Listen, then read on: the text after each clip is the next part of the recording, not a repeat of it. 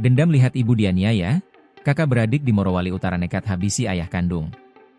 Seorang pria di Kecamatan Mori Utara, Kabupaten Morowali Utara, Sulawesi Tengah tewas secara sadis pada Selasa, 1 April 2025.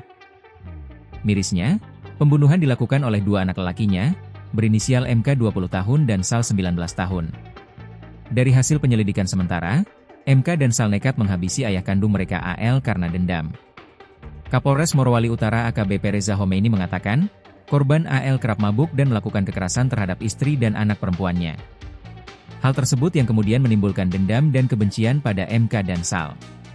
Peristiwa nahas ini bermula ketika kakak beradik tersebut tiba dari Kolonodale dan singgah di sebuah warung di Desa Tomata milik Jalan. Dua pemuda tersebut kemudian meminjam senjata tajam dengan dalih ingin membunuh ular di kebun. Namun ternyata keduanya justru menuju Desa Lembontonara untuk mencari sang ayah. Setibanya di lokasi, MK langsung mengayunkan senjata tajam ke arah korban yang sedang berada di warung. Korban Al pun sempat menangkis dan mencoba merebut senjata tajam tersebut. Namun SAL dengan cepat menyerang korban dan membuatnya terjatuh.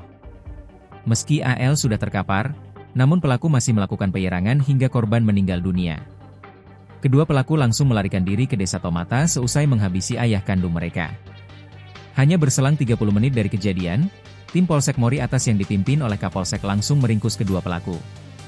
Saat ini kasus pembunuhan ini dilimpahkan ke Satreskrim Polres Morowali Utara untuk penyelidikan lanjutan. Download Tribun X sekarang, menghadirkan lokal menjadi Indonesia.